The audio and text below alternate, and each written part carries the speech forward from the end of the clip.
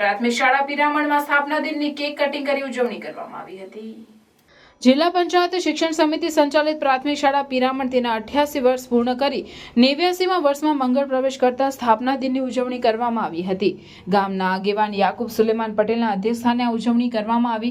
ઉજવણીના પ્રસંગે શાળાનું બર્થડે સોંગ ગાઈને મંચસ્થ મહાનુભાવોની હાજરીમાં સમારંભના અધ્યક્ષના વરદ હસ્તે કેક કાપી કરવામાં આવી હતી।